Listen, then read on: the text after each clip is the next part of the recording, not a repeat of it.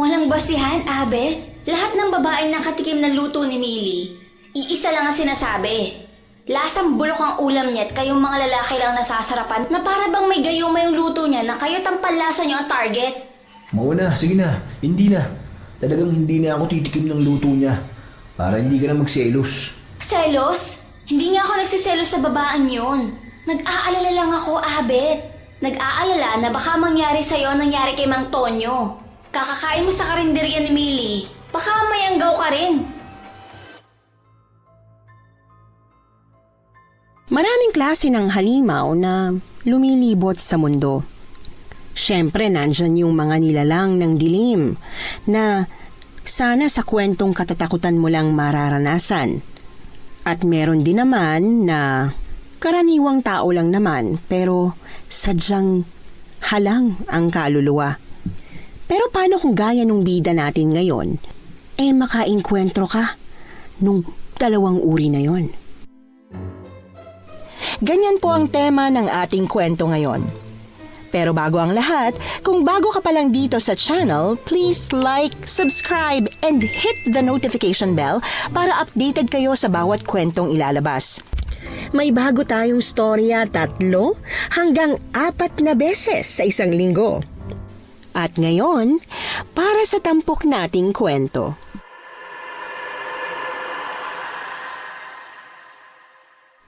Bata pa lang ako, takot na ako sa multot aswang, Miss Anne. Akala ko po yung dalawang yon ang pinaka-nakakatakot sa mundong ito. Pero nung magdalaga ako, napatunayan kong minsan mas nakakatakot pa rin ang taong maitim ang budhi kaysa sa nilalang na pagala-gala para manginain nang mabusog nila ang sarili nila. Alam kong pwedeng sabihin ng iba na mas nakakatakot ang aswang. Pero Miss Anne, para sa akin, na minsan nang tumira sa isang bubong kasama ang taong may maitim na budhi at nakasalamuha ang aswang na pilit na nagpapanggap na normal. Masasabi kong mas takot ako sa lalaking minsan ko nang itinuring na ama kesa kay Millie, ang babaeng may-ari ng karinderya sa Bicol na di uso ang kalamansi at asin. Miss Anne, itago niyo na lang po ako sa pangalang Laura. Ngayong araw, lakas loob ko pong ikukwento sa inyo kung paano naming natakasan ng asawa ko ang dalawang magkaibang halimaw na magkasunod na niyanig ang mundo namin. Bango-bango mo naman, mahal. Anong sabon ba gamit mo, ha? Kakaiba nga mo yun. Tara sa kwarto. Sasaglit lang ako. Pangako. Mabilis na mabilis lang. Nalinali ka na. Cho! Walang bahid ng gulat o pagsisisi ang mata ni Chorod nang mapatingin ako sa kanya matapos ko siyang itulak palayo sa akin. Kahit balot na ako gawa ng haba ng bestidang suot ko, ay pilit ko pa rin yung hinila pababa. Nagbabaka sakali akong pag ginawa ko yon, mapapawi ang takot sa dibdib ko, pero kahit konti hindi yun nabawasan. Nanlilisik ang matang lalampasan ko na sana siya nang bigla niyang hinarang ang braso niya at nakangiti niya akong kinorner sa lababo. Hindi na sumagi sa isip ko ang manlaban noong oras na yon. Ang gusto ko lang manliit o di kaya'y mawalang parang bula. Chong, ano ba? Padaan sabi. Oh, sandali. Teka, saan ka pupunta? Mag-uusap muna tayo ng magkalinawaan. Baka mamaya magsumbong ka sa mama mo eh. Talagang magsusumbong ako kay mama kung di mo ko pararaanin. Tabi po. Chong, ano ba? Sabing tabi na eh. Sandali lang kasi. Ba't ba hindi ka rin makaintindi, ha? Magpapaliwanag pa nga ako eh. Paliliwanag ko nga sa'yo kung anong nangyari. Kung ba't ko nagawa yun sa'yo. Suot mo kasi yung bestida ng mama mo at magkamukha pa ang likod ninyo. Akala ko si Maribik ka. Nagkamali ako eh. Kung alam ko lang hindi ikaw ang asawa ko hindi ko na rin naman gagawin at sasabihin yung ginawa't sinabi ko sa'yo kanina. Oh, tamo. Ayaw mong maniwala sa akin eh. Ba't ayaw mong maniwala? Tingin mo, sinadya kong nangyari. Ba't ko yun gagawin para nakita nga nakining? Mahal ko ang mama mo. Mahal na mahal. Wala akong kahit na anong gagawin na ikasisira namin. Kahit sa panaginip kahit nga magmakaawa ka pa, hindi kita tataluhin Oo na. Naniniwala na ako sa pinagsasasabi mo. Paraanin mo na ako. Alis ka. Lalabas ka ng bahay ng ganyan ang itsura mo. Paano pag nakita ka ng kapitbahay? Laura, ayusin mo nga. Mamaya maisip pa ng mga chismosang yun na may ginawa ko sa'yo. Punasan mo nga yung luha mo. Ba't ba kasi umiiyak ka kagad eh? Hindi ka naman inaano. O ano? Ayaw mo? Hindi mo kaya? Sige, ako na magpupunas niyan para sa'yo. Lalapit na sana siya para punasan ang pisngi ko nang marinig naming paparating si Eva. Mabilis siyang lumayo sa akin. Kinuha niya ang takure at nagpakulo ng tubig na para bang walang nangyari. May good news ako sa'yo! Ay, nandyan pala kayo, Chong. Magandang hapon po pala. Tas, pwede ko bang mahiram muna ang pinsan ko? Galing sa mabilis niyang pagpasada sa akin, lumipat ang tingin niya sa lababo. Saka siya bumaling kay Eva at tumango. Basta isosoli mo ha. Opo! Baka makaldero ako ni Chang pag hindi eh. Psst! Laura! Ano? Di ka na! Huwag ka nang kabahan! Pinayagan ka naman ni Chong eh. Di ba Chong? Sagot mo siya? Ako, hindi ko mapapangakot. Alam nyo namang may pagkaamasona ang tsamaribik nyo. Pero sakaling sumpungin ng mama niya at habulin siya ng kaldero, ay aawat ako. Awat lang? Baka pwede pong ikaw na rin ang sumalo ng hampas ni Chang. O sige na nga. Laura, yun ang plano ha. Pag uwi mo't nakita mo ang mama mong may takip ng kaldero, sa likod ka dumiretso. Sagot kita. Pero ngayon lang ha. Baka naman yung ulo ko na ang humina, kakakotong niya pag parati kitang salo eh. Narinig mo yon? Sagot ka niya. Kaya tara na. Sumama ka na. Ilang oras lang naman eh. Sige. Magbibihis lang ako. Samahan mo na ako. Ano ba to? Papabantay pa. Wala namang maninilip sa'yo. Pinili kong magbingi-bingihan na lang sa pabirong kwento ni Eva. Pagpasok ng kwarto, agad kong sinarado ang kurtinang nagsisilbi kong pinto. Paulit-ulit ko yung inayos hanggang sa maalibad pa rin siya. Huy, ano ba yan? Ba't bigla kang may fixation dyan sa kurtina? Okay na yan, may takip na oh. Hindi na tayo kita. Sigurado ka? Oo nga. Eva, may pera ka ba? Ha? Kako, kung may pera ka. Oo, narinig ko yung tanong mo. Yung hako, kung para saan mo gagamitin yung pera? Sige, wag na lang. Magbabaka sakali lang naman ako na may sobra ka. Kahit mga 1,000. Meron naman. Minsan ka lang manghiram, kaya syempre, pahiramin kita. Makikichismis lang ako saglit kung saan mo gagamitin. Ano, saan nga ba kasi? Pagtingin sa kurtina kong pinto, napatingin din siya doon. Pagbungad ni Chorod matapos niya yung hawiin, agad na tumaas ang kilay ni Eva. Kanina pa po kayo dito? Anong ginagawa niyo? Nakikinig ba kayo sa pinag-uusapan namin? O may gusto kayong makita na hindi nyo naman dapat makita? Ano? Ano ba ikaw Eva, may pagkataklesa ka talaga eh. Yang talas ng bibig mo, papapahamak ka niyan. Anong gustong makita na hindi dapat makita? Hindi, wala. Inaabangan ko lang sina Laura at may papasuyo ako sa kanya pag uwi. May papabili ako. Pero wag na, ako na lang. Pagtalikod ni Chorod, dali-dali ko nang tinapos ang pagbibihis ko. Nadaanan namin si Chong nung palabas kami para umalis, pero hindi na siya pinagpaalaman pa ni Eva. Sa halip, dali-dali niya akong hinila para lampasan ang amain ko. Sandali. Saan ba tayo pupunta? Alam ko nagpapasama ka sa akin nung nakaraan sa kung saan. Pero hindi ko maalala kung saan o kung anong meron. O bakit? Ba't mukha kang dragon na bubuga ng apoy? Anong problema mo? Umamin ka nga sa akin. May ginawa ba sa'yo yung matandang yun? Ha? Anong ginawa? Kahit ano. May sinabi ba siyang hindi maganda? Hinawakan ka ba niya sa hindi naman dapat? O kaya, mas katingin. Tiningnan ka ba niya sa oras o pagkakataon na hindi dapat? Katulad kanina, habang nagbibihis ka. Hindi. Totoo, Laura. Magsabi ka sa akin ng totoo. Pagbuntong hininga ko, mas nanlaki ang mata niya na parabang yun na ang kumpirmasyong kailangan niya. Bukod sa pagiging taklesa ni Eva, kilala rin siya sa pagiging palaban. Lahat ng pwede niyang ipagtanggol, mapatao o kuting na pinagdidiskitahan sa kalye, pinagtatanggol niya. Sabi niya ako ang pinaka-paborito niyang family member. Kaya ngayong feeling niyang may ginagawang hindi maganda sa akin ng amain ko, alam kong hindi siya magdadalawang isip na balatan si Chorod gamit ang nail cutter. Eva! Teka, sandali! Para ka na namang kugong na silaban eh. Galit na galit ka na naman. Sino kasi hindi magagalit? Alam na ba ito ni Marivic? Nabanggit mo? Ano sabi niya? Anong ginawa niya? Hindi pa alam ni Mama.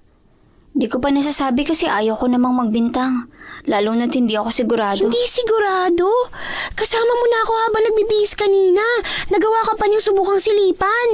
Ay, gusto mo nang magpapinto sa kwarto, tas sasabihin mo na hindi ka pa rin sigurado? Ay, naku, kaeng-engan na. Kung ganyan di ka komportable sa kanya, isa lang ibig sabihin yan. May ginagawa siyang hindi dapat, kaya ka nagkakaganyan. Naku, yung matandang yun. Titirisin ko yun eh. Gusto ko siyang tirisin talaga. Ngayon na, as in ora mismo. Para mapigil siyang sumugod sa bahay, lumambitin ako sa braso niya at purasahan siyang hinila papunta sa kalsada kung saan kami mag-aabang ng tricycle. Ba't ka ba natatakot? Ano kaya katakot mo? Tingin mo di maniniwala sa'yo si Chang? Pag ayaw niyang maniwala, nandito naman ako, no? Nandito kami ni na Papa. Kami ang maniniwala sa'yo. Lahat ng sasabihin mo, paniniwalaan namin. Alam namin na hindi ka sinungaling eh. Eva, ayoko nang palakihin to. Hanggat wala siyang ginagawang hindi tama, okay lang. Basta hindi niya ako hahawakan, ayos lang. Kaya kong magtiis. Mahal na mahal siya ni Mama eh.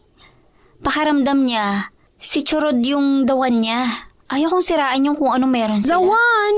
Yung totoo at tamang dawan ng mama mo, hindi ka gaganituhin. Eva, please. Sige na. Bigyan pa natin ng chance si Chorod. Baka di naman niya talaga sinasadya. Baka tulad ng iba, wala lang din siyang boundary. Walang self-awareness. Medyo insensitive. Maraming matatandang ganon. Ewan ko sa'yo.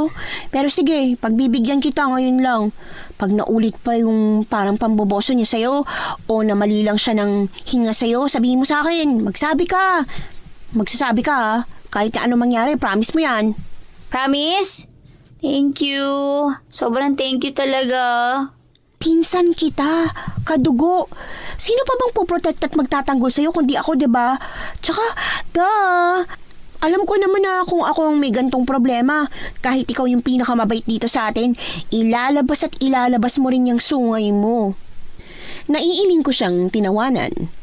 Paparahin ko na sana yung parating na tricycle nang hawakan niya ang kamay ko. Pagkakita sa 3,500 na siniksik niya sa palad ko, dali-dali kong binalik sa kanya yung isa, pero hindi niya yun tinanggap. Eva, isa, ang kulit. 1,000 nga lang. Kasya na to para sa pinto. Babadgetin ko na lang. Kunin mo na lahat. Kunin mo na lahat. Tapos magandang klase ng materyales na ang gagamitin mo sa pinto. Hindi yung nagpapinto ka nga, isang siba lang, mabubuksan din agad. Di parang wala rin. Tsaka lock. Bumili ka ng magandang lock. Doblehin mo na. Pag kulang, buksan mo na rin yung pinakatatagong piggy bank mo. Doon mo na lang muna ibawas yung kulang. Tas kung magkano man yung mababawas mo doon, sabihin mo sa akin. Papalitan ko pag may pera na ulit ako. Hindi na, okay na to. Tama na to. Ay, sino nga palang gagawa ng pinto mo? Si Chorod? Tingin mo gagawan kanya ng pinto? Ako na lang. Kaya ko siguro yun. Parang di naman ganun kakomplikadong gumawa ng pinto eh. Alam ko na kung sino. May kilala akong marunong. Bukod sa baka hindi ka na nun singilin sa labor, may tsansang pati materyales. Sasagutin niya. Makapagpalakas lang sa'yo. Ha? Sino? Gusto mong malaman? Tumango ako sa kanya. Akala ko sasabihin niya kung sino, pero tinaas-taasan niya lang ako ng kilay. Bago niya mapara ang tricycle na parating, dahan-dahan na yung bumagal, sa katuluyang tumigil sa harapan namin. Pagkarinig sa lugar na pupuntahan namin, naalala ko bigla kung anong meron ngayon. Bago ako makapag-react, makatanggi o makaangal, sinubsob niya na ako sa loob. Birthday ni Abet ang pupuntahan natin, di ba? Nasaan ang regalo mo? Ikaw? Ako? Anong ako? Hoy, wala akong hinandang regalo sa kanya. Ngayon ko nga lang naalala na birthday niya eh. Kung di ko pa narinig sa lugar nila, hindi ko pa maaalala. Ibig ko sabihin, ikaw ang regalo ko sa kanya. Insan, walang regalong tatapat sa presensya mo sa birthday niya. Ikaw lang sapat na sapat na. Ikaw, puro ka talaga kalokohan. Kulukuhan ka dyan. Ano, pustahan? Pagkakita nun sa'yo, mamumulang tenga't liig nun. Tas yung ngiti nun, susubukan niya pang pigilan. Pero wala, di naman niya kaya eh. Talaga bang hindi mo alam na gustong-gusto ka ng kulokoy na yon? Oo nga't patorpi-torpi siya. Hindi niya maamin pero lata naman no. Maski kalabaw, alam na patay yun sa'yo. Alam ko. Ah, okay. Alam mo naman pala eh. Pero ano? Ano, hindi mo lang siya trip? Di siya yung tipo mo? Hindi pa siya yung priority ko. Ah, teka. Hindi pa siya yung priority mo? Hindi pa? Pa? May pa? Ibig sabihin, darating yung araw na priority mo na siya. May chance sa'yo yung kulokoy na yun. Pag sinagot ko ang tanong niya, sigurado kung may isusunod pa siya at hindi na kami matatapos. Pagtigil ng tricycle sa harap ni na Abet, dali-dali na akong bumaba. Sa kagustuhan niyang tsumismis at pigilan akong takasan siya, hinawakan niya ang binti ko. Gawa ng punong-puno ng kiliti ang buong katawan ko. Agad akong kumawala sa kanya. Dahilan para hindi ko na maintindi pa ang babaan ko't mawalan ng balanse. Kung pwede lang na ipaghukay ko na lang ang sarili ko at magtago doon habang buhay, ginawa ko na. Insan, okay ka lang? Hala, sorry. Hindi ko sinasadya. Nakalimutan ko, grabe nga pala yung kiliti mo sa binti. Okay lang. Okay lang. Pero tulungan mo akong tumayo. Dali, tulungan mo na akong tumahit, nakakaya. Dali na. Huwag mo akong tawanan. Hindi naman eh. Anong hindi? Kitang-kita ko parang sasabog ng pisngi mo sa pagpipigil. Ito na. Aray! Ouch, ang sakit. Saglit, teka. Masakit nga eh. Yung pa ako masakit. Wait, nangihina pa. Sandali. Anong gagawin ko? Anong gusto mo gawin ko? Hindi ko kaya. Sobrang kahiyan to. Iuwi mo na lang ako. O di kaya para mo na lang ako ng tricycle. Ako nang bahala. Nadapa ka raw? Oo, medyo eksena nga yung pagkakadapa niya pero kasalanan ko kasi kung ba't siya nadapa. Ay, pwede mo ba siyang tulungan? Buhatin? Masakit daw paa niya eh. Na-spray niya ata. Di niya kayang tumayo mag-isa. Hindi. Okay lang ako. Kaya ko na. Dala ng kahihiyan dahil umeksena na naman ako pagkatapos niya akong buhatin. Wala sa sariling siniksik ko na lang ang mukha ko sa dibdib ni Abet. Sa kwarto kita dadalhin ha. Ha? Sa kwarto mo? Ba't sa kwarto mo? Anong gagawin natin doon? Gagamutin yung sugat mo. Nandun kasi yung first aid kit. Okay.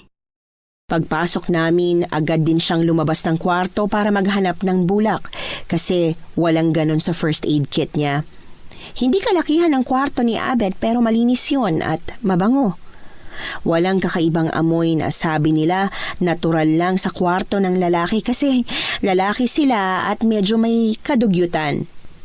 Sa tagal niyang bumalik at sa presko ng hangin na pumapasok sa malaking bintana niya sa kwarto, bigla na lang akong nakaramdam ng antok na hindi ko malabanan kahit anong pagpupumilit ko.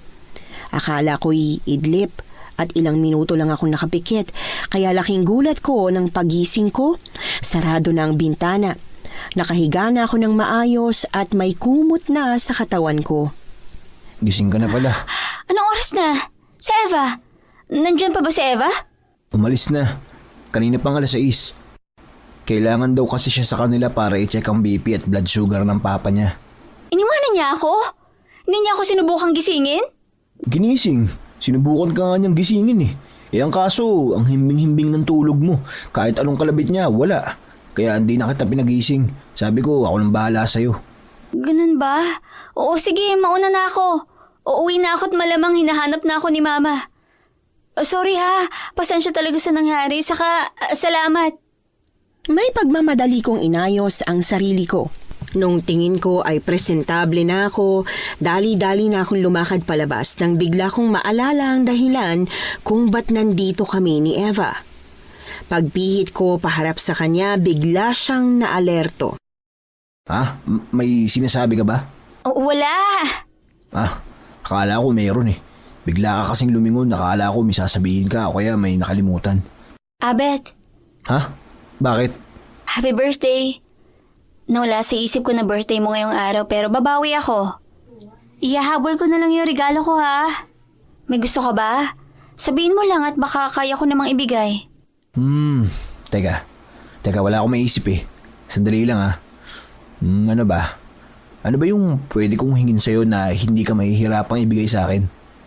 Sunod-sunod akong napalunok, gawa ng ideyang sumagi sa isip ko. Namalayan ko na lang, nakalapit na ako sa kanya't nahalikan ko na siya sa pisngi. Agad na namula ang tenga at leeg niya, kaya pati pisngi ko nadamay. Happy birthday ulit, Abet. Mauwi na ako ha. Uuwi na talaga ako. Teka lang, Laura. Teka lang naman. Anong ibig sabihin nun? Hinalikan mo ako? Ano na tayo?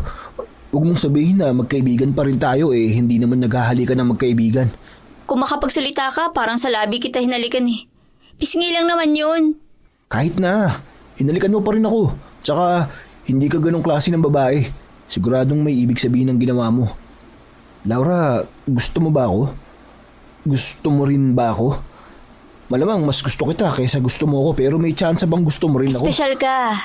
Special ka para sa akin. Tsaka, gusto ko kita. Pero, hindi pa ako pwedeng makipagrelasyon. Kung maghihintay ka, sakaling handa ka maghintay, ikaw yung lalaking gusto ko na maging unang nobyo ko. Oo naman, maghihintay ako. Walang kaso sa akin ng maghintay. Kahit gaano katagal. Basta hindi tayo aabot ng 50. Kayang-kaya kitang hintayin, promise. Sige, Sige? pwede ka naman ligaw. Pumapayag na ako. Ba't mo ako pinapayagang manligaw hindi naman kita tinatanong kung pwede ba ako manligaw sa'yo. Aray! Ouch! Ito naman napaka-amasona.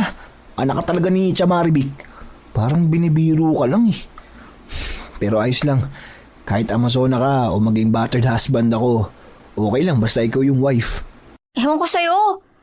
Napakamaloko mo talaga. O sige na, alis na talaga ako at makakaldero na ako ni Mama. Agad at wala sa sariling naitikom ko ang bibig ko nang bigla niya akong hinilat, hinagkan. Sa gulat, saglit pa akong nagpumiglas, pero imbis na pakawalan, mas lalo niyang hinigpitan ang pagkakayakap sa akin. 5 seconds lang, isang yakap lang, kahit ngayon lang Hindi na ako uulit-ulit. Maliban na lang kung ikaw mismo yung gusto magpayakap sa akin. Ramdam ko ang pagngiti niya pagkatapos ko siyang yakapin pabalik. Nang pakakawalan niya na sana ako, biglang bumukas ang pinto ng kwarto. Namalayan ko na lang na galit na nakaibabaw si Chorod kay Abet habang paulit-ulit niya itong sinasaktan. Churod! Tama na po, tigilan mo na siya. Tigilan mo na si Abet. Mama, awatin mo si Chong. Patigilin mo siya. Bugbog sarado na si Abet bitawan mo nobyo ko. Nobyo mo ang lalaking to. Maribik, alam mo ba yon? Hindi. Alam ko na gusto't patay na patay si Abet kay Laura, pero hindi ko alam na sila na pala. Hindi ko nga alam na nagliligawan pala yung dalawang yan Laura, totoo ba? Kayo na ba talaga ni Abet? Oo po, Ma. Kailan pa? Ba't di ko alam? Ba't hindi namin alam ng mama mo? Ba't hindi namin alam?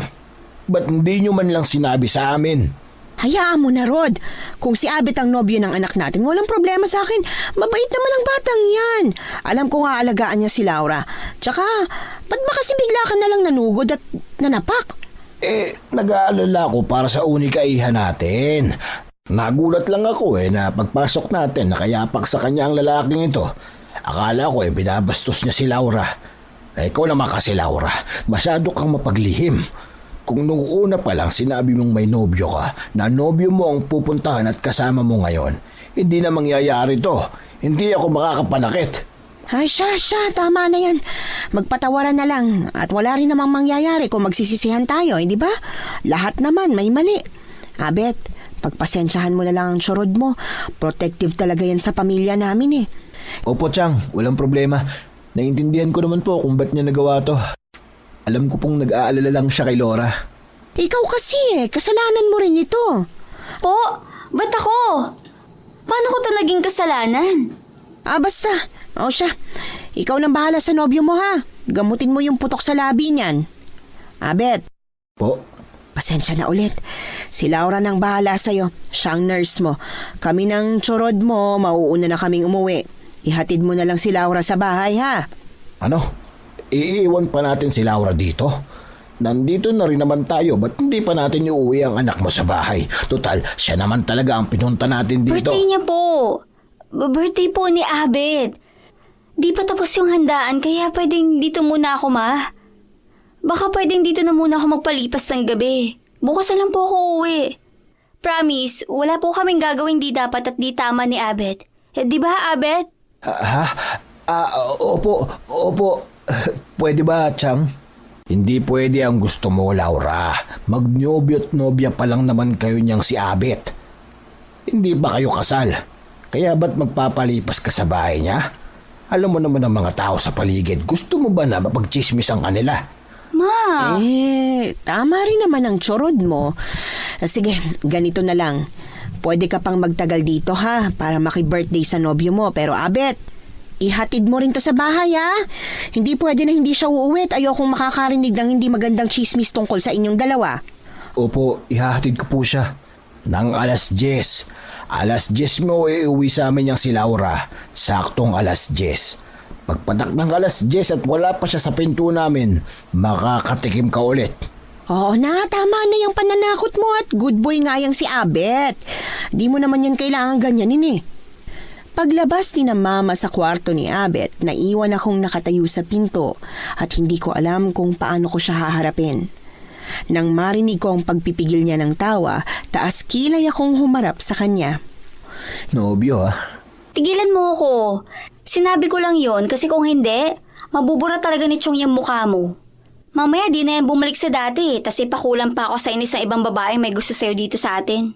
Psst, tingin ka na sa akin. Hindi kita aasarin kahit alam kong nangangamatis na yung pisinghi mo. Oh, saan pupunta? Hindi mo ako pwedeng iwan dito. May nautos sa'yo si Chang, di ba? Gamutin mo raw ako. Ayoko. Kaya mo na yan. Laki-laki mo na eh. Ayaw mo talaga? Ayaw nga. Ikaw nang bahala sa sarili mo. Sige, madali lang naman akong kausap pero susumbong kita sa mama mo. Nataranta ako nang bigla niyang binuksan yung bintana. Sa pag-aakalang nasa labas pa nga si na mama at isusumbong niya ako na parang bata, nahila ko ang patilya niya. Ray, oo na, hindi na. Binibiro ko lang naman eh. Grabe, sakit ha. Plano mo ba ako kalbuhin? Yun ba yung pangarap mo? Yung mag-aasawa ka ng panot o kaya ng kalbo? Akin na. Ang alin? Labi mo. Pagkakuha ko ng first aid kit, laking gulat ko nang nakanguso na sa akin si Abet. Ano yan? Bakit ka nakaganyan? Di ba hinihingi mo labi ko? Oo, para gamutin. Hindi para ano. Hindi para ano? Hindi para halikan. Dali-daling dinampot ni Abet yung unan sa kamat, tinakip sa sarili na para bang mapuprotektahan siya nun. Sakaling may plano nga akong gawin sa kanya. Kanina sabi mo gusto mong hintayin kita. Tapos bigla mong sinabi kay Chama Rebik na nobyo mo kot ngayon. Laura, hindi ko na alam na may tinatago kang ganyang ugali ha. Na may pagka-aggressive ka pala. Tapos sa akin mo pa pinapasa yung sisi ng pagiging advance mo. Ano? Hindi naman ako ngumunguso para magpahalik sa'yo, no? Kaya ako nakanguso para magamot mo ang labi ko. Ganon. Sige, bahala ka na sa buhay mo. Saka yung sabi ko kanina na pwede mo na ako ligawan, hindi na. Hindi na pala. Nagbago na isip ko. Binibiro lang kita. Biro lang. Sige na, puko na ulit. Bumalik ka na sa tabi ko. Kailangan ko ng tulong at alaga mo eh. Ang sakit-sakit eh. Pag di mo to ginamot, may infection to. Gusto mo bang may infection to at lumala? Di ba, hindi? Kaya sige na. Pagpirmi ni Abet sa kama, napagtanto kong tapos na siyang magbiro. Pagdampi ng cotton buds na may ointment sa labi niya, bigla siyang umungot sa sakit, dahilan para mataranta ako't paulit-ulit na mag-sorry sa kanya. Ikaw na lang kaya maglagay. Ikaw na lang tumapos. Oh, pag ikaw, mas kontrolado mo eh. Di ka ganung masasaktan. Sige na, ikaw na. Pag ikaw ang mananakit sa akin, ayos lang. Walang problema. Puro ka talaga kalokohan. Ayoko na nga, uwi na ako. Gusto mo na talagang umuwi. Teka, hihiramin ko yung motor ni kuya. Puro ka kasi kalokohan at pang-aasar. To ba talagang totoo mong ugali? Medyo. Ginagawa ko lang naman to para hindi ka mailang sa akin at para hindi ako kapusin ng hangin. Ba't ka naman kakapusin ng hangin? Kung hindi kita aasarin at seryoso lang tayo, ikamamatay ko yung kilig na nararamdaman ko. May naalala pala ako. Total, alam na nilang tayo na, baka pwedeng totohanin na natin yun. Promise, kahit tayo na, liligawan pa rin kita. Sa bilis ng pangyayari, kahit ako nagtaka kung paanong naging totoong magnobyo at magnobya na kami ni Abet bago matapos ang gabing yon. Biglaan man ang pagiging magkarelasyon namin, sigurado naman ako na ang pagsagot ko sa kanya ang isa sa mga desisyon na hinding-hindi ko pagsisisihan kahit na ano pa ang mangyari. Salamat sa paghatid. Sige na. Mag-ingat ka pag-uwi ha. Pumasok ka na muna. Ha? Pumasok ka na. Pag nasa loob ka na't safe, saka ako aalis. Para kang sira. Nandito naman na ako. Yun na nga yung bahay namin oh. Konting lakad na lang, nasa loob na ako. Safe na ako rito. Wala nang mangyayari sa akin. Kahit anong pagpupumilit ko, talagang yung gusto niya ang nasunod.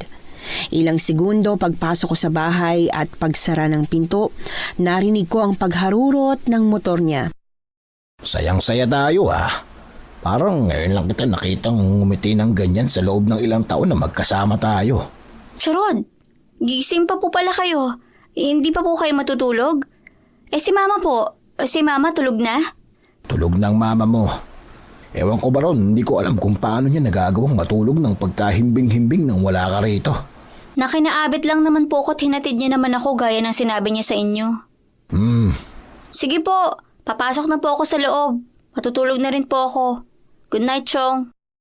Pagpasok ng kwarto, kahit hindi pa bihis, dumiretso na ako sa kama at nagtalukbong ng kumot. Nakahinga lang ako ng maluwag nung marinig kong pumasok na rin si Chorod sa kwarto nila mama. Nung una nahirapan pa akong makatulog, pero pagkalipas ng halos 1 oras, kusa na rin pumikit ang mga mata ko. Akala ko kinaumagahan na ako magigising, pero nang aksidente akong mapamulat matapos kong maramdaman na nawawala na ang kumot ko'y tuluyan akong napabangon at tinakasan ng antok matapos kong makita ang pamilyar na figura malapit sa pinto. Charod, ano pong ginagawa niyo rito? May kailangan ba kayo? Ano po yun? Hindi niya ako sinagot. Saktong paghila ko ng kumot para takpan ng legs kong hindi ko na malayang nakabalandra na pala, ay tahimik na siyang umalis pabalik ng kwarto nila ni Mama. Alam kong hindi pa naghinip ang nangyari at sigurado rin ako na si Chorod yun. Hindi ako pwedeng magkamali. Sa takot na baka may iba pa siyang gawin sa akin bukod sa tahasang pamboboso, dumiretso ako kina Abet kinabukasan. Laura! Sama na tayo. Itanan mo na ako. Wala na akong pake kung hindi ako makapagtapos ng pag-aaral. Basta malayo lang ako sa kanya. Bago pa siya may magawa sa akin. Paano bago pa siya may magawa sa'yo? Sino? Ben, please. Please, umalis na tayo rito. Kahit saan, ayos lang sa akin. Basta malayo sa kanya. Laura, relax. Nandito ako. Kung sino man yung kinatatakutan mo, hindi ka nun magagalaw. Hindi ako papayag, okay? Sige, hingang malalim. Kumalma ka at sabihin mo sa akin ng maayos kung anong nangyari. Kung ba't biglang gusto mong makipagtanan. Nang mapansin niya na naiilang na ako sa tingin ng mga kapitbahay nilang nakikiusyoso, hinawakan niya ang kamay ko. Pumasok na si Kuya sa trabaho. Ako na lang yun nandito. Sa loob tayo. Doon na tayo mag-usap. Ano, okay na ba yan? O gusto mo pa ng isa? Dagdagan ko pang tubig mo? Okay na to. Sigurado ka? Pagtango ko, binitiwan niya ang pitsyel at pinaghila ang sarili niya ng bangko. Ayos ka na ba? Mas kalmado ka na? Oo, pero yun pa rin yung gusto kong mangyari. Gusto ko pa rin umalis dito. Gusto ko pa rin itanan mo ako, Abet. Natatakot ako. Natatakot ako kay Chorod. Kay T-Rod? Bakit? Anong ginawa niya sa'yo? Sinisilipan niya ako. Dati, pasimple lang siya kung mamboso. Kung di nga lang malakas ang pakiramdam ko, di ko namamalayan na sinisilipan niya na pala ako. Okay lang naman. Ayos lang naman sa akin kung sinisilipan niya ako. Anong ayos lang sana sa'yo? Hindi yun ayos. Kahit kailan hindi yun magiging ayos. Kasi hindi yun tama. Kailan pa ito nagsimula? Sinong nakakaalam? Si Eva. Alam ba to ni Eva? Alam ni Eva. Gusto niya kumprontahin si T-Rod. Pero pinipigilan ko siya. Kahapon? May nangyari kahapon? Bago kayo pumunta rito? Habang naguhugas ako ng plato kahapon, bigla na lang ako niyakap at inamoy-amoy ni Chong. Nagpaliwanag naman siya, akala niya raw ako si Mama. Magkamukha raw kasi kami ng likod. Tapos suot ko pa yung bestida ni Mama. Sinadya niya yun. Imposibleng nagkamali siya. Imposibleng hindi niya kilala ang likod ng asawa niya. Ako nga, kilala kong likod mo eh. Hindi ako mamamali. Sinubukan kong ibuka ang bibig ko pero walang lumabas mula ron. Nang mapagtanto niyang nahihirapan akong magkwento at ayoko nang balikan ang mga nangyari, mahigpit niya akong niyakap. Talaga bang ayaw mong sabihin to kay Tia Marvick? Mahal na mahal ni Mama si Churod. Sa mata niya, si Churod ang pinakamabait na lalaki sa mundong ibabaw. Parang anghel. Hindi siya maniniwala sa akin. Baka sisihin niya ba ako kung ba't nagawa ni Churod ang nagawa niya. Ayoko masisi Abet. Ayoko rin kumalat pa to sa mga kapitbahay. Ang gusto ko na lumayo na. Lumayo kay Chong. Pero kung ayaw mo, kung hindi ka handang pamilyahin ako, naiintindihan ko naman. Ako na lang aalis. Handa ako. Laura, handa akong pamilyahin ka kung yun lang ang paraan para malayo ka sa amain mo. Itatakas kita, Laura. Itatanang kita. Mamayang gabi na mismo. May alam akong pwede nating puntahan na hindi nila tayo basta-basta mahahanap. Talaga? Oo. Diyos ko, salamat Abet. Salamat talaga. Pero, kaya mo pa bang bumalik sa inyo? Ha? Ayoko Abet. Ayoko nang bumalik doon. Huwag mo na akong pabalikin doon. Makinig ka sa akin. Kailangan mong kumuha ng gamit. Kahit ilang piraso lang. Kunin mo rin yung mga importante mong dokumento. Birth certificate, school records, ID. Lahat ng tingin mo na kakailanganin natin sa pagsisimula sa ibang lugar. Kunin mo. Pero Abet. Mamayang gabi, susunduin kita ron. Ibibenta ko lang sa kakilala kong bumibili ng ginto yung singsing at kwintas na pinamana sa akin ng lolo ko. Yung perang galing dun, gagamitin natin para makaalis tayo rito. Abet? Wala ka bang tiwala sa akin? Meron. Pero natatakot kasi ako. Alam kong natatakot ka pero kailangan mo tong gawin. Laura, kailangan natin tong gawin. Hindi tayo pwedeng umalis nang hindi tayo handa kahit na papano. Naiintindihan mo ba, Laura? Kahit nag-aalangan, napilitan na akong tumango sa kanya. Nung mas kalmado na ako, kahit ayoko pa, hinatid na ako ni Abet sa bahay. Bago ako bumaba ng motor, binilinan niya pa ako na huwag magpapahalatang may plano kaming magtanan para hindi yon mapurnada. Mano po, Churod? Kanina pa kita hinahanap. Kasama mo lang pala yung lalaking yun. Bakit magkasama na naman kayo? Kagabi lang galing ka na sa kanila, hindi ba? Ano? Pinatikim ka ba niya't ayaw mo nang maghiwalay? Talo mo pa yung asong ulol eh. Kulang na lang, dikit mo na sa kanya ang katawan mo. Wala naman po kaming ginagawang masama eh. Sa pa, nobyo ko po si Abet. Kaya wala akong nakikitang masama kung gusto ko po siyang kasama parate. Aba, iba talagang nagagawa ng may kakampi. Nagkalalaki ka lang, tumapang ka na. Ano bang pinagmamalaki mo ngayon ha? Yung banong yon? Ilang hakbang pa ang layo ko sa kanya pero amoy na amoy ko na ang alak na inagahan niya. Alam kong walang pupuntahan ang pakikipag-usap ko sa taong ang utak ay punong-puno ng alak, kaya pinili kong pumasok na lang sa kwarto. Bago ko maisara ang kurtina ko, gumigewang na sumulpot si Churod sa harap ko. Tatakbuhan ko na sana siya nang hawakan niya ang braso ko't buong lakas niya akong kinaladkad papunta sa kama. Hindi ko kaya, Laura. Pagtapos kitang alagaan at palakihin, hindi. Ayoko. Hindi ako papayag na ibang lalaki lang makikinabang sa'yo. Abet, tulungan niyo ako! Tulungan niyo ako, Chong! Bitawan mo ako! Bitawan mo ako, parang awa mo na! Mama! Tulungan mo ako! Laura, ano ba yung sinisigaw-sigaw mo ang aga-aga pa? Para kang baboy na kinakatay dyan. Naririnig ka ng mga kapitbahay o nakakahiya? Mama, tulungan mo po ako si Churod! Sasalbahin po ako ni Churod, Ma! Dali-daling hinila ni Mama si Churod paalis sa ibabaw ko. Gawa ng kalasingan niya, dumiretso siya ng tumbat na malaya na lang namin na humihilik na siya sa lapag. Pag-ayos ko ng damit, nagmamadali akong lumapit kay Mama. Yayakapin ko sana siya at pasasalamatan pero bigla siyang humakbang palayo sa akin. Pinuntahan niya ang asawa niya at pilit itong ginising na parang aksidente lang na nakatulog doon si Chorod at di niya yun naabutan na muntik na akong gahasain. Ma! Ay naku, itong tiyong mo kasi ang tigas ng mukha. Sinabihan lang wag magiinom nang walang laman ng tiyan at mabilis siyang malalasing. Pero yung gusto niya pa rin ang sinusunod niya. Oh, ano pa hinihintay mo dyan? Parang bago ng bago eh. Magpakulukan at magdala ng maligamgam sa kwarto. Ano pong ginagawa niyo? Ano sa tingin mo? Eh di inaasikasong Chorod mo. Bulag ka ba, Ma? O pinipili mo magbulag-bulagan? Huwag mo sabihin hindi mo alam kung anong muntik na mangyari. Muntik na akong pagsamantalahan, Ma. Ako, Ma. Yung anak mo, Ma. Pagsasamantalahan na kinakasama mo. Ako, Ma. Ako! Laura, ano ba? Hinaan mong boses mo at maririnig ka ng mga kapitbahay. Gusto mo bang pagchismisan nilang pamilya natin? Yan ba talaga yung mas importante sa'yo? Yung iisipin ng kapitbahay natin? Yung kinakasama mong rapist? Laura! Eh ako, Ma. Hindi mo ba ako naisip? Paano naman ako, Ma? Paano ako?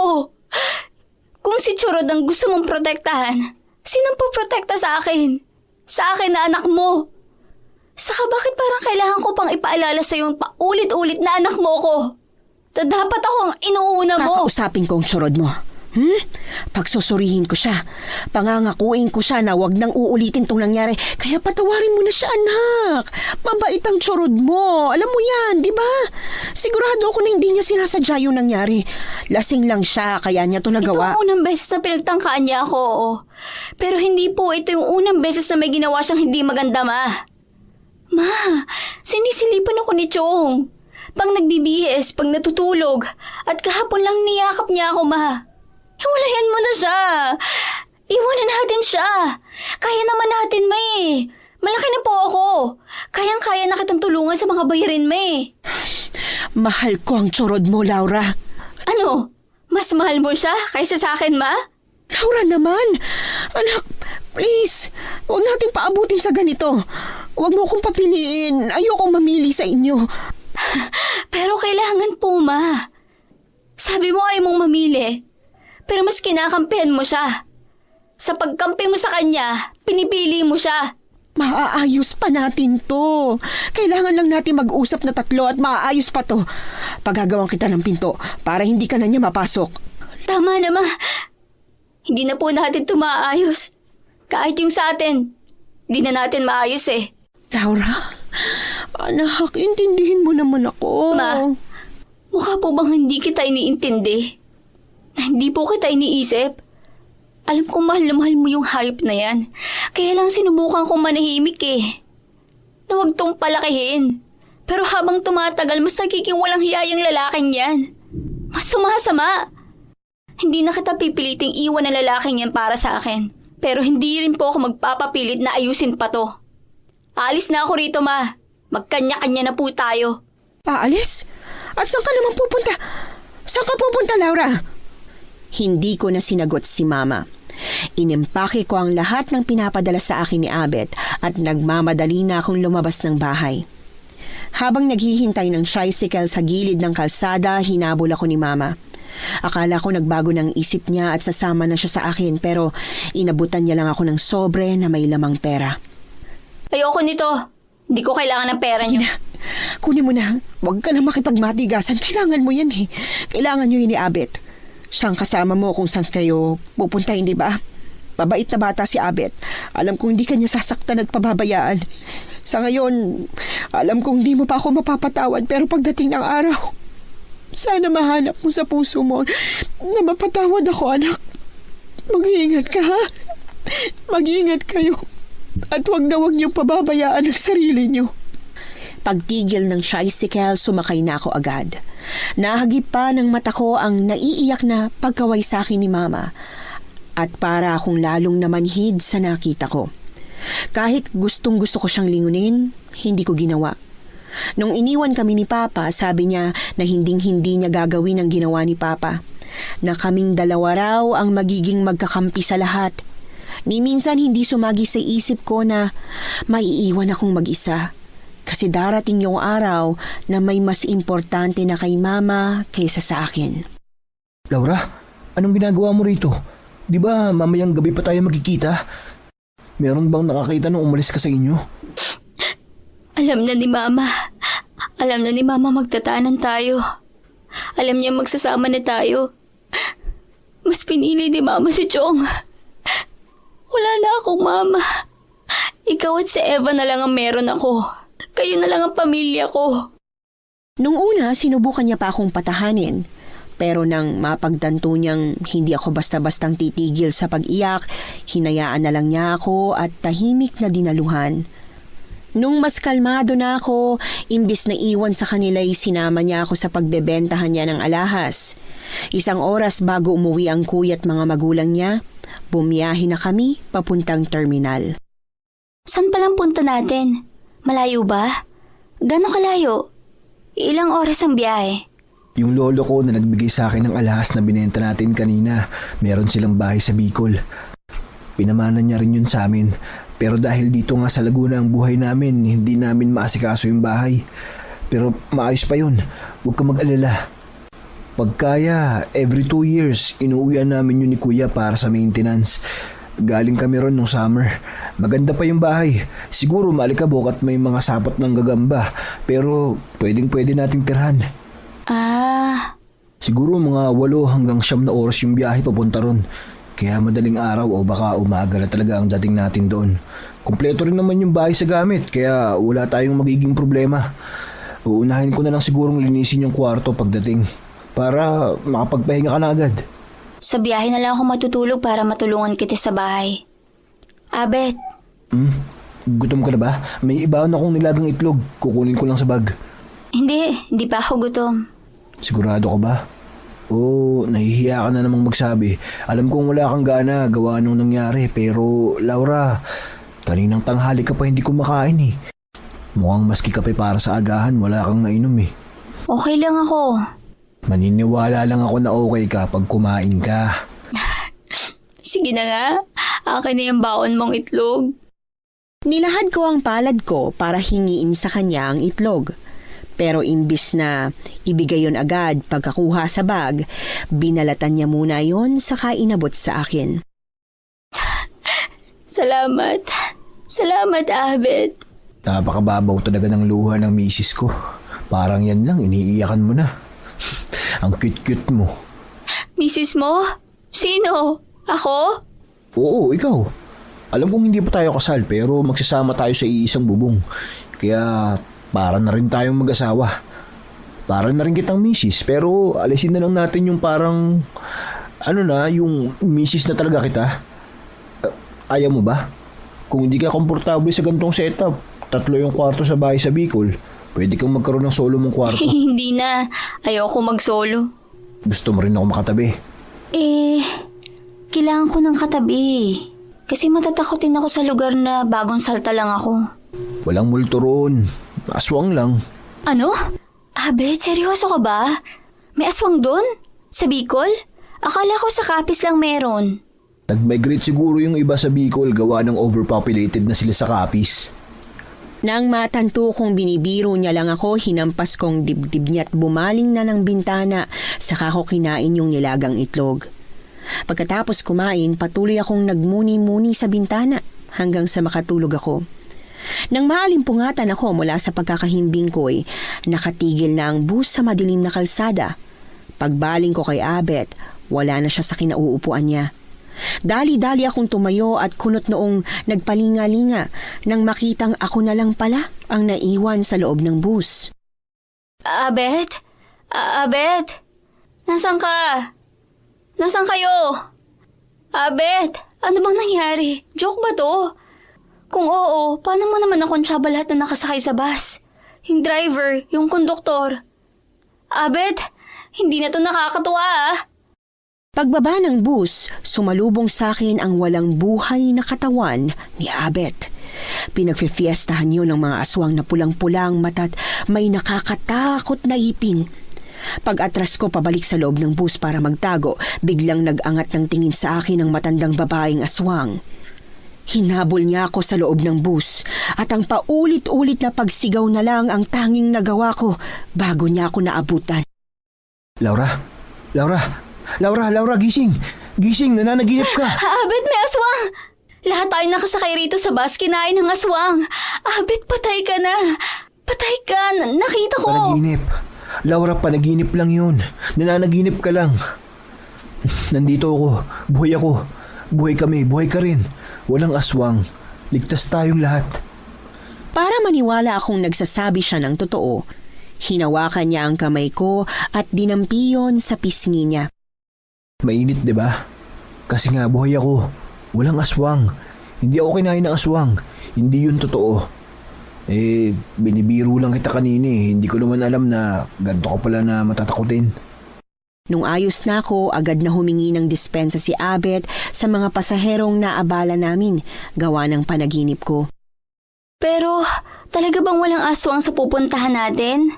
Alam kong panaginip lang yung nangyari kanina pero parang totoo kasi siya para sa akin eh. Naku, hindi pa siya nangyari. Baka mangyayari pa lang. Hindi, wala. Teka, may Pero kapangyarihan ka na makita ang parang ganun nga yung hinahanap. pakiramdam. Parang nakikita ko yung future.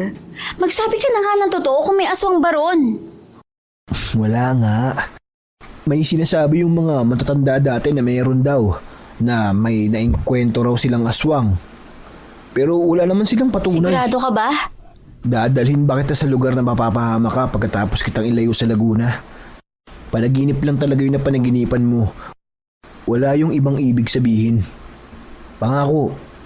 Pagkakita ko sa Mayon, pagdating namin sa bayan nila, nawala na rin sa isip ko ang pangit kong panaginip sa bus. Mahal, tingnan mo yung mayon oh. Kitang-kita. Di ba swerte raw pag nagpakita agad sa'yo yung mayon? Swerte ba o mabait ka raw ang ibig sabihin? Basta may ganun, di ba? Hoy, okay ka lang ba? Nakikinig ka ba sa akin? Ba't parang wala ka sa sarili? Ulitin mo nga. Yung sinasabi ko tungkol sa mayon, na pag nagpakita yun sa'yo, may dalisay kang puso, or basta parang ganun. Bakit? Hindi ba totoo yun? O hindi mo alam yung ganung sinasabi nila? Hindi yung sa Mayon, yung tinawag mo sa akin. Mahal? Yung mahal? Yun ba? Tinawag mo nga talaga akong mahal. Hindi ako namali ng dinig. Oo, ayaw mo ba? O may gusto kang ibang endearment? Ano? Honey? Darling? Sweetheart? Parang di bagay sa atin yung ganun. Bukod sa parang mayayaman lang nagtatawagan ng ganun. Parang napaka-immature rin ng dating. Mahal na lang, mas maganda yun. Mas malambing. Yun na lang ang tawagan natin. Mahal. Kahit ako, parang malalagutan ang hininga sa kilig na nararamdaman ko. Pero pilit akong umakto na maliit na bagay lang na may sweet na kaming tawagan ni Abet. Nang matanto ko na nakapako sa simbahan sa di kalayuan ng mata't atensyon niya, kaya hindi niya pinapansin yung mga tricycle na tumitigil sa harap namin, hinila ko ang kamay niya. Ha? Anong meron sa simbahan na yan? Gusto mong pumunta? Ano? Kanina ka pa kasi nakatingin sa simbahan eh. Gusto mo bang sumaglit? Pasok tayo? Oo sana, pwede ba? Magdadasal lang ako. Pagpasok sa loob, saktong tapos na ang misa at naglalabasan na ang mga tao. Dali-dali akong hinila ni Abet sa upuan. Paglapag niya ng mga bag na dala, lumuhod siya at pikit matang nanalangin. May ngiti sa labing ginaya kong ginagawa niya at kahit mas nauna siyang magdasal sa akin, mas nauna pa rin akong matapos. Sa ngalan ng Ama, ng Anak, ng Espiritu Santo. Amen. Ano, tara na. Mga 20 minutos pa bago yung sa amin eh. Anong oras na rin? Kailangan pa nating mamalengke pag okay na yung bahay. Tara na! Abet, ang seryoso mo kanina habang nagdadasal ka. Ano pinagdadasal mo? Anong hinihingi mo sa Diyos? Wala akong hinihingi kay Lord. May pinagpapasalamat lang. Tsaka may pinapangako. Pinagpapasalamat? Pinapangako? Ano yun? Ano naman yun? Sikreto na namin ni Lord yun. Hindi mo pwedeng malaman. Namin lang, syempre. Sa gitna ng bukid nakatayo ang bahay na pag-aari ng lolo ni Abet. Kanila raw yung lupa sa paligid nun. Pero nang magkasakit ang lolo niya at kinailangan ng pera, napilitan silang ibenta yon. Tanging yung bahay na lang ang naiwan kasi importante daw yon sa pamilya nila at yun pa raw yung dream house ng lola niya. Yung huling bahay na nadaanan natin, yung may karinderya, yun yung pinakamalapit nating kapitbahay, no? Oo, tama sila na. Pero dati, sina Aling Irma pa yung pinakamalapit eh. Yung pinakilala ko sa'yo kanina. Aling Irma? Yung sa may flowing paakyat ng tulay? Eh di yung bahay na may karinderya, bago lang. Nandun na talaga yung bahay na yon dati pa, pero walang nakatira. Hindi ko alam kung kailan lumipat yung pamilyang yun. Basta nung pumunta kami rito ni Kuya nung Semana Santa, wala pang tao ron. Ah, Pero ayos na din na may ganyan na rito. Pag tinatamad tayong magluto, pwede tayong bumili na lang sa kanila. Ang bango nga ng mga ulam nila pagdaan natin eh, di ba? Naamoy mo ba? oo, mabango nga. Igado yata yung dinidisplay ng babae pagdaan natin. Mukhang masarap. Gusto ko yun. Pikit matang napahawak ako sa tiyan ko nang bigla yung kumalam. Natatawang natigilan si Abet. Dali-dali siyang umakyat sa taas at pagbabay, wallet na lang ang dala niya. Tara, Saan? sa karinderya, kakain. Kailangan busog tayo at may enerhiya tayo. Kasi tama ako eh. Ang dumi-dumit punong-puno ng alikabok tong bahay. Tao po! Tao po! Pabili po! Tao po! Abet, maghintay ka. Sa lakas ng boses mo, siguradong naririnig ka nila kung nasan sila. Baka may ginagawa lang o niluluto yung iba nilang paninda. Ang tagal eh. Gutom na ako. Nasaan na ba kasi yung mga yun? Tao po! Pabili po! Ano po yun? Paghawi ng kurtinang nagsisilbing pinto na nagdi-divide sa parang karinderya at mismong loob ng bahay nila, lumabas ang babaeng sa tingin ko'y kaedaran lang namin. O baka nga mas bata pa siya sa amin. Maganda siya, as in maganda. Maputi siya at makinis na makinis ang balat. Parang mas makinis pa nga siya sa mga artista sa TV. Mahaba at tuwid na tuwid ang buhok niya at ang mukha niya'y parang pinag-isipan talaga ng Diyos nung ginagawa siya. Mahal, Ha? sabi ko kung ilang kanin yung sayo. May soft drinks din sila. Bibili ako. Gusto mo rin ba? Okay na ako sa isa't kalahating kanin, tas soft drink. May pop cola kayo? Malamig? Oo, meron. Medyo nagyayelo na nga eh. Isa po. Bale, 2 order ng igado, 4 na kanin, 1 pop, 1 Sprite. May dadagdag pa kayo? May gusto ka pa? Wala na, yun lang. Yun lang daw. Ay, ate, Po, nagtitinda ba kayo ng merienda? hindi. Pero marami kasing naghahanap kaya susubukan kong magbenta din. Bakit? Ikaw lang ba rito? Wala kang kasama? Oo, ako lang. Kaya 2 o 3 lang yung putahing binibenta ko. Ang galing mo naman. Hindi naman. Wala lang talaga ako maaasahan eh. Pag hindi ako kumilos, mamamatay ako sa gutom. Teka, ngayon ko lang kayo nakita. Bagong lipat kayo? Oo, doon kami sa lumang bahay, sa gitna ng bukid nakatira. Ay, doon. Buti na lang may malapit na rin sa akin. Di na ako masyadong matatakot sa gabi. Matatakot? Oo, sa masasamang loob. Alam mo naman, iba na ang panahon ngayon. Hindi na tulad ng dati. Kung magsalita ka naman, parang ang tanda-tanda mo na. Parang naabutan mo yung panahon dati ah. Abet, ikaw kung sino-sino talaga yung mga inaasar mo. Mag-asawa kayo? Bagong kasal? Oo, bagay na bagay kami no? Congrats. Pag nagkaanak kayo, pag-ayos lang sa inyo, kunin niyo akong ninang ha. Sige ba, basta may dagdag palagi yung ulam na bibilihin namin. Nakakahiya kay... Sorry, ano nga ulit pangalan mo? Millie. Tsaka wala yun. Guluhin niyo lang ako ng guluhin. Walang kaso sa akin.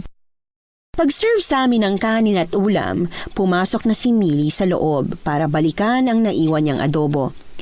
Nang makitang sarap na sarap si Abet sa igado, na-excite na rin akong kumain. Pagsubo ng kanin at ulam, agad na bumaliktad ang sikmura ko sa lasa ng pagkain. Kahit nahihiya ako kay Millie na nakalabas na ulit, hindi ko kinayang lunukin ang mga niluto niya at sinuka ko yun sa gilid. Mahal? Bakit? Ayos ka lang ba? Anong nangyari? Yung pagkain ba? Hindi mo ba nagustuhan yung ulam? Nang mapansin niyang nahihiya akong magsabi gawa ng nasa harap lang namin si Millie, inalalayan niya na akong tumayo. Laura, anong nangyari? Ayos ka lang ba? Yung luto ko ba yon? Hindi mo nagustuhan? Hindi yun. Ayos lang yung luto mo. Ano lang, talagang hindi lang maganda yung pakiramdam niya. Kanina pa to eh. Millie, sige, iuwi ko muna si Mrs. Yung pagkain mo, paano to? Ibabalot ko para mauwi mo? Sige. Wag na. Wag na? Baka matagalan pa eh. Gusto ko nang umuwi. Hindi ko na kaya. Nahihilo na talaga ako. Mahal, tara uwi na tayo.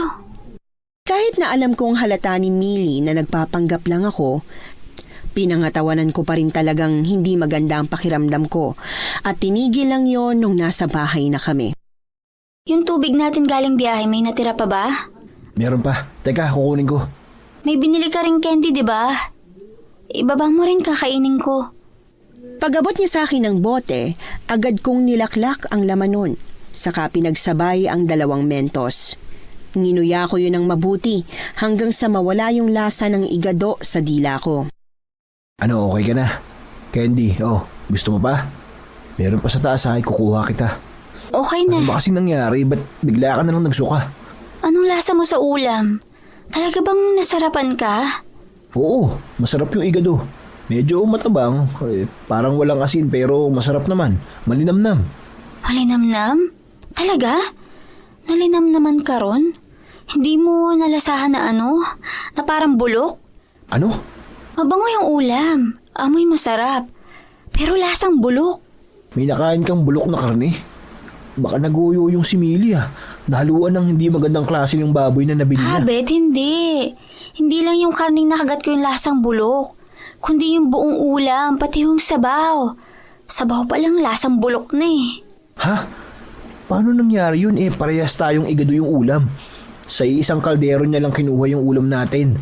Ayos naman yung lasa ko sa ulam na binigay niya sa akin. Ayaw mong maniwala?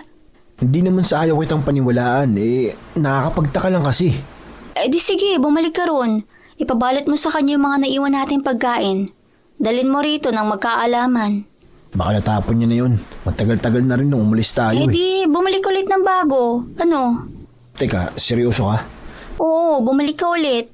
Tas dito natin tikman na magkaalaman. Bago ako makalabas ng gate, naharang na ako ni Abet.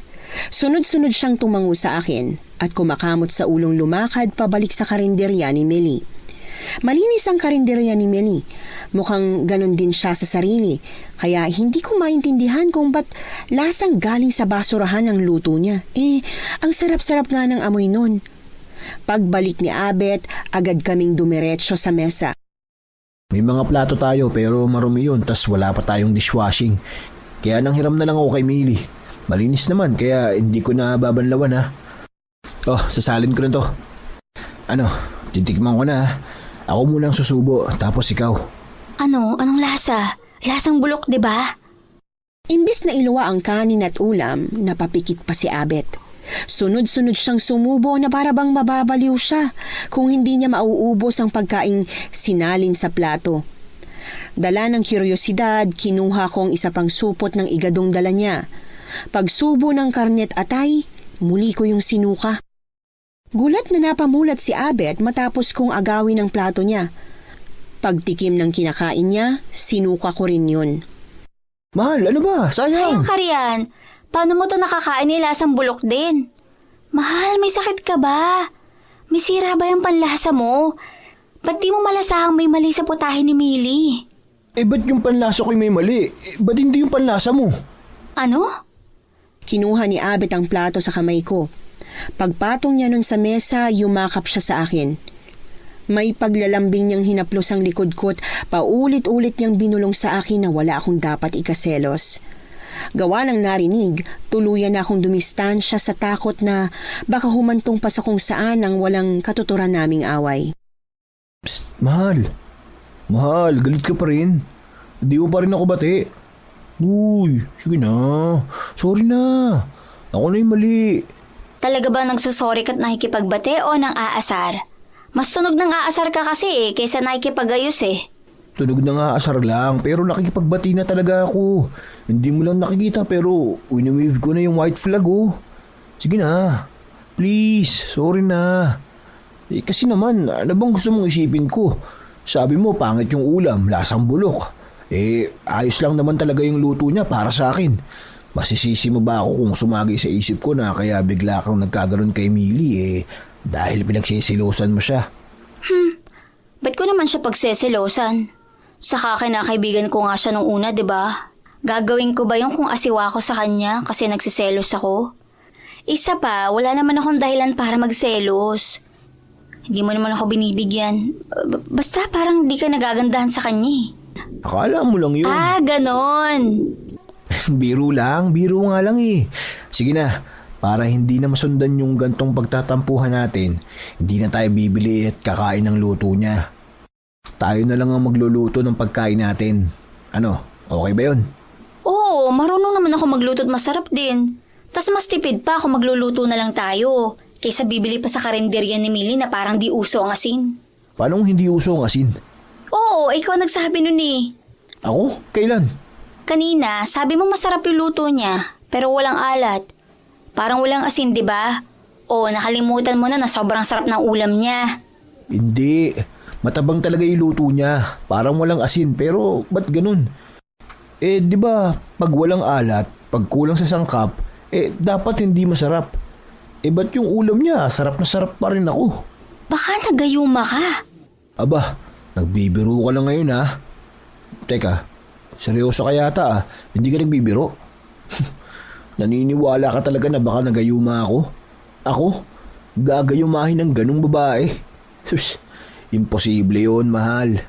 Bakit? Ano? Dahil imbis siya, dapat mas ikaw yung manggayuma sa kanya, ha? Ganun ba? Nakangiting pinanggigilan niya ang pisngi ko. Pilit ko siyang winagwag pero hindi niya ako binitiwan hanggang sa magdaop ang mata namin. Marahan pero sunod-sunod siyang napalunok bago niya nilapit ang labi niya sa labi ko. Sa kauna-unahang pagkakataon, natikman namin ang tamis ng isa't isa. Pagkatapos noon, hindi na ulit namin napag-usapan si Millie o ang ulam na tinitinda niya sa karinderya. Lalo na nung kumalat sa lugar namin na siya at ang niluluto niya raw ang dahilan kung bakit biglang nawalan ng bait at parang naging agresibo si Mang Tonyo na pagkatapos magwala ng mahuli siyang kumakain ng biik ay hindi na muling nakita. Naku, sorry mahal. Hindi ko pala naset yung alarm. Akala ko talaga naset ko bago tayo matulog May bahaw at itlog pa sa baba. Pagsasangag na lang kita tas prito o sunny side up. Hindi na, malilate na ako Dadaan na lang ako sa bakery. Pandesal na lang ang kakainin ko para sa agahan. Yung lunch, paano yun? Hahatira na lang kita? Plano ko pa naman sana magbulalot, ilang beses mo na rin sinasabi na gusto mo nun di ba? Sa hapunan na lang yun. Bibili lang ako ng ulam na nilalako ni Millie. Pikit matang napayuko si Abet. Pagkaraan ng ilang segundong pananahimik, dali-dali niyang tinapos ang pag-aayos ng gamit. Lumapit siya sa akin, saka humalik na para bang hindi ko siya nahuli sa sarili niyang bibig. Laura, please. Ang aga-aga. Malilit na ako sa trabaho. Hindi natin kailangang pag-awayan to. Naglalako siya ng ulam sa construction site? Kaya ba sarado yung karinderya niya sa tanghali kasi naglalako na lang siya sa inyo? Oo Wala na raw kasing kumakain sa karinderya niya simula nung may nagpakalat ng chismis na may gayuma raw ang luto niya. Kaya yung mga lalaki lang nasasarapan at kayong mga babae hindi. Bumibili ka sa kanya. Kumakain ka pa rin na luto niya kahit pinapabaunan kita? Ilang beses lang. May mga araw kasi na marami kang napapabaong kanin sa akin. Tapos nakukulangan ako sa ulam. Ay, para saan yun? Ba't mo ako sinampal, Laura? Bakit ba galit na galit ka sa akin? O sa kanya? Oo na. Nagsinungaling na ako sa'yo. Pero ang babaw-babaw naman nun. Ulam lang niya yung tinitikman namin. Hindi siya. Bakit ba naman kasi nagpapadala ka sa walang basihang chismis na pinapakalat ng mga matatanda tungkol kay Millie? Walang basihan, Abet. Lahat ng babaeng nakatikim ng luto ni Millie, iisa lang ang sinasabi. Lasang bulok ang ulam niya at kayong mga lalaki lang nasasarapan na para bang may gayuma yung luto niya na kayo ang panlasa niyo ang target. Mauna, sige na. Hindi na. Talagang hindi na ako titikim ng luto niya. Para hindi ka na magselos. Selos? Hindi nga ako nagsiselos sa babaeng yun. Nag-aalala lang ako, Abet. Nag-aalala na baka mangyari sa'yo ang nangyari kay Mang Tonyo. Kakakain mo sa karinderya ni Millie. Baka mayanggaw ka rin. Yanggaw? Si Millie nang yayanggaw? Hindi totoo yun. Kung nakakayanggaw yung pagkain niya sa karinderya, edi dapat matagal nang may mga aswang dito at pugad na nila to, hindi ba? Pero wala namang nangyayaring ganun. Ba't ba kinakampihan mo siya? Ba't parang sisilaban ng puwet mo pag di na ipagtanggol ang babaeng yun? Gusto mo ba siya? Ano? Gusto mo ba si Millie? Akala ko ba hindi ka nagsiselo sa kanya? Eh bakit napunta na tayo sa ganito? Hindi ko siya gusto, Laura. Ikaw ang gusto ko. Ikaw ang mahal ko. Hindi ko pa ba napapatunayan yun sa'yo? Eh iniwan ko nga yung buong buhay ko sa Laguna para lang malayo ka sa demonyo mong amain. Mahal, maniwala ka sa akin. Wala lang siya. Naaawa lang ako kay Millie. Naaawa lang kami kasi parang pinagkakaisahan siya ng mga babae rito. Kaya tumutulong kami sa kanya sa simpleng pagbili ng ulam niya. Kung ang kinakatakot mo yung matutulad ako kay Mang Tonyo, eh kung sakaling aswa nga talaga si Millie at nangyayanggaw, eh, hindi yun mangyayari. Hindi? Paano ka naman makakasigurong hindi? Tignan mo yung bulsa ng bag ko. Kalamansit asin? Bakit may ganito ka? Ano to, sausawan? Madalas, oo. Pero gamit namin yan sa construction na pangontra sa yanggaw. Eh akala ko ba di kayo naniniwala na nakakayanggaw yung luto ni Millie? Hindi nga, pero mas mabuti na rin yung nag-iingat kami, hindi ba? Ha? Ang gulo-gulo mong kausap. Ang gulo-gulo ng logic nyo. Sabay kaming natahimik ni Abet matapos naming marinig ang kung anong ingay galing sa labas. Agad kong binuksan ang pinto't naabutan si Millie na pinupulot ang plato ng pansit matapos niya yung mabitiwan. Millie, kanina ka pa riyan? Ano ginagawa mo rito? Narinig mo ba yung pinag-uusapan namin? Oo, pero Laura, hindi ko naman sinasadyang makinig sa pinag-uusapan yung mag-asawa eh. Birthday ko kasi, kaya magbibigay sana ako ng pansit at saka cake. Sige, pasensya na. Millie, teka, ano kasi? Okay lang, Abet. Tsaka Laura, huwag kang mag-alala. Hindi ko nabebentahan ng ulam ang asawa mo. Ayoko naman na ako pang maging dahilan para magkalabuan at magkasira kayo. Millie, saglit. Teka lang, Millie. Saan ka pupunta? Susundan mo siya? Oo, mahal. Magpapaliwanag lang ako. Nakakaawa naman kasi. Akala niya pa naman, kaibigan niya tayo. Ang akala niya, alam mong bumibili ako ng ulam sa kanya. Eh, tuwang-tuwa pa naman siya na hindi katulad ng ibang babae rito. Mahal, sandali lang ha. Kakausapin ko lang siya. Susubukan ko lang magpaliwanag. Abet, wag na. Hayaan mo na siya. Narinig na niya tayo eh. Paano ka pa magpapaliwanag sa kanya? Hinalikan niya ang kamay ko bago niya yun binitiwan. Sinubukan kong humabol kay Abet na hinahabol naman si Millie pero tinigil ko rin at hinayaan na lang siya nang maalala ko ang malungkot na mukha ni Millie. Akala ko babalik din agad si Abet kaya nang lumipas ang isang oras na maski anino niya ay hindi na nakabalik ng bahay, naisip kong baka dumiretso na siya sa site gawa ng malilate na nga siya. Matyaga kong hinintay ang pag-uwi ni Abet. Maaga kong niluto ang bulalong hindi ko naasikaso nung umaga at 4:00 pa lang ng hapon hinihintay ko na siya. Pero hindi siya dumating sa tamang oras ng uwi niya. Hindi uso sa trabaho niya ang overtime. Minsan nagkakayayaan silang magkakatrabahong uminom, lalo na pag bagong sahod. Pero umuwi muna siya at nagpapaalam sa akin. Kung kaya't nung lumalim na ang gabi, lalo pa akong nabalot ng pag-aalala. Tao po? Tao po? Millie? Millie, gising ka pa ba? Millie? Ako to, si Laura. Itatanong ko lang sana kung saan nagpunta si Abet pagkatapos kanyang kausapin ng umaga. Pagbukas niya ng pinto, ay nakangiting humakbang ako paatras. Uulitin ko na sana ang tanong ko sa kanya nang mahimigan ng ungot ng lalaking nagmumula sa loob ng bahay niya. Bago ko siya mausisa kung sino o ano yon, naunahan na niya ako. Nobyo ko yun. Naaksidente siya sa trabaho kaya pinauwi na muna siya ng boss niya. May nobyo ka pala. Oo naman. LDR lang kami kasi sa Katanuan siya nagtatrabaho. Tsaka ilang beses sa isang buwan lang ko umuwi. Pero meron. Ano nga pala yun? Sinong hinahanap mo sa akin? Si Abet? Oo. Nakita mo bang asawa ko? Ikaw kasi yung alam kong huli niyang nakasama eh. Ako? Ba't ako? Laura, hindi ako. Oo, nagkausap kami ng umaga pero saglit lang yun. Tanungin mo pa si Aling Irma. Nakita niya kami nun eh. Ang sama nga ng tingin niya sa akin. Akala yata inaahas ko ng asawa mo. Ginagayuma. Wala ka bang kilalang katrabaho niya? Wala kang kontak sa kanila? Kasi sila dapat yung tinatanong mo kung nasa ang asawa mo at pumasok yun pagkatapos namin mag-usap eh. Malilate na raw siya.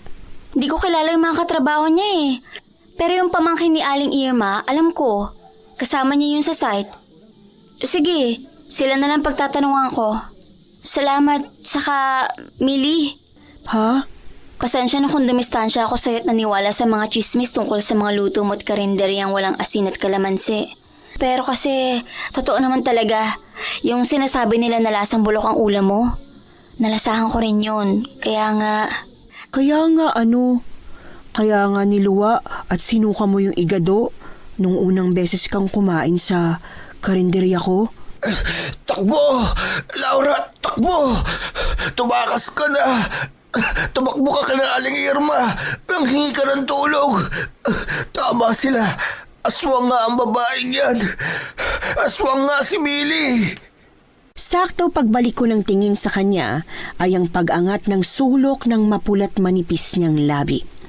Bago pa ako makahakbang paatras para sundin ang nanghihinang utos ni Abet, nahawakan niya na ang buhok ko't nahila na ako papasok sa loob.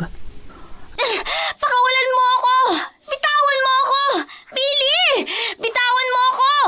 Akala ko ba gusto mong makita ang asawa mo? Dadali na nga kita sa kanya. Ayaw mo pa? Abet? Si Abet? Anong ginawa mo kay Abet? Ba't kami? Wala naman kaming ginagawa sa'yo. Wala kaming kasalanan sa'yo. Walang kasalanan? Ikaw? Kayo? Walang kasalanan? Meron, Laura. Lahat kayong nakatira dito may kasalanan. Lahat kayo.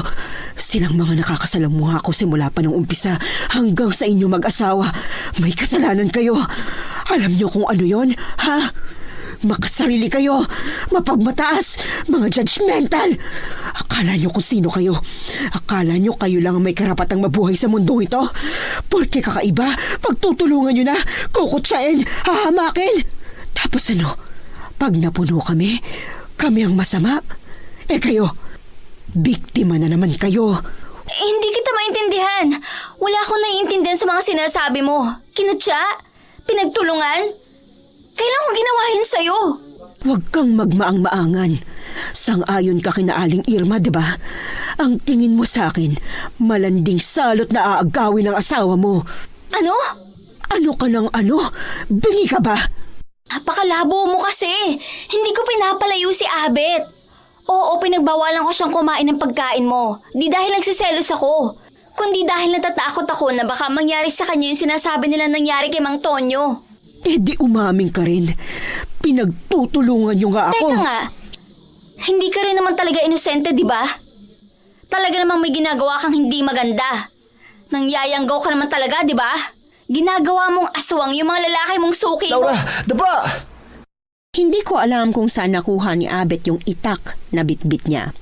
Basta pagdapa ko at pagtingin sa kanya, natapyas niya na ang ulo ni Millie na parang bolang gumulong-gulong sa sahig. Nang masiguro niyang wala na si Millie, yung may-ari ng karinderyang sabi ng mga taga rito'y wala raw asin at kalamansi, nang hihinang nawala ng balanse si Abet. Bago siya matumba, dali-dali na akong tumayo para saluhin siya. May ngiti sa labing nahawakan pa ni Abet ang pisngi ko bago siya nawala ng malay gawa ng malalim na sugat na nakuha niya mula kay Millie. Eva, anong ginagawa mo rito? Insan, gising na! Yung asa-asawahan mo, gising na! Salamat sa Diyos at ayos ka. Akala ko hindi ka pa magigising eh. Ang sabi kasi ng albularyo, 2 o baka 3 araw daw ang aabutin bago ka magkamalay. Ilang araw ba akong tulog? Isang buong araw. Eva, Oo nga, ako nga. Paulit-ulit tayo. Ako to, your beautiful cousin-in-law. anong ginagawa mo rito? Paano mo nalaman na nandito kami? San pa? Eh di sa pamilya mo rin. Tsaka tinawagan niya ako. Pagkatapos ng nakakalokong aswang encounter nyo, kinailangan niya ng moral support ko, no? A for effort ka naman na ibiyahe sa malayong pinsan ko. Pero abit naman, sa dami talaga ng lugar sa Pilipinas, talaga sa baryong may aswang pa. Ha? Di pa ba sapat yung traumang nakuha niya kay Chorod? Eva, may gagawin ka pa, di ba? Sabi mo, di ka pa tapos mag-ayos sa mga damit mo sa kwarto, di ba? Oo nga, sabi ko nga exit na ako at hahayaan ko na muna kayo. Paglabas ni Eva, talagang sinara niya pa ang pinto. Bagay na kinailing ko. Uupo sana si Abet, pero agad siyang napangiwi at natigilan nang kumirot ang sugat niya sa tagiliran. Ano, masakit? Oo, sobra. Teka, diyan ka muna at iinitin ko yung herbal na iniwanan sa'yo ni Julie. Julie? Sino yun? Siya yung albularyo ang gumamot sa'yo. Ano raw albularyo at manunugi siya. Yung si Millie, matagal-tagal na rin pala siyang hinahanap. Sa Romblon niya raw unang naengkwentro si Millie. Pero madulas, natakasan siya. Alam mo mahal, buti swerte tayo. Ang galing mo. Isang tabas lang naputol mo yung... Sa rami ng pinagdaanan ko sa kamay ng bruhang yun. Ayoko nang makakarinig ng kahit na ano tungkol sa kanya. Gusto mo ba na yung panaginip ko, siya at aswang na lang? Maawa ka naman sa akin, oh. At oo na, opo, sa susunod, makikinig na ako sa'yo. Diyan sa kutob mo, sa instinct o kung ano pang sasabihin mo nang hindi na ako mapahamak. Kaya wag mo na akong pagalitan at sumbatan. Yung Julie na sinasabi mo pala, siguro naman sinuyod niya tong buong baryo, no? Bukod ba kay Millie, wala nang ibang aswang na nagpanggap na normal na tao?